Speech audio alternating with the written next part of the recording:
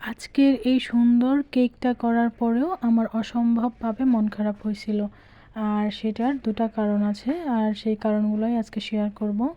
তো আজকে আমার কেকটা ছিল ২ পাউন্ডের একটা হাইট কেক। তো সেটা আমি হোয়াইট এবং রেড কালার দিয়ে কভার করেছিলাম। তো এই কেকটার ডিজাইন সম্পূর্ণটাই আমার উপর ছিল, যার জন্য আমি আমার পছন্দ মতো একটা ডিজাইন করেছিলাম। তো প্রথমত বলি, মন খারাপ হওয়ার কারণ হচ্ছে এইটার যে নিচের সাইডের ফিনিশিংটা দেখতেছেন, তো এইটার যে স্ক্র্যাপার, এই স্ক্র্যাপারটা আমি অনেক দিন আগে কিনেছিলাম বেশ একটা চড়া দামে, বাট সেটা আমি কোনোভাবে ইউজ করতে পারি নাই।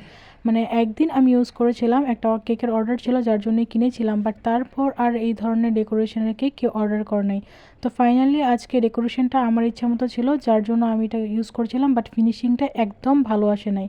আর দ্বিতীয় হচ্ছে কি, আমি এটার মাঝখানের যে ভিডিওর ক্লিপস, সেটা আমি ক্যামেরা অন করতে ভুলে গেছিলাম, যার জন্য আমি সম্পূর্ণ ভিডিওটা ভালো করে উঠাতে পারি নাই।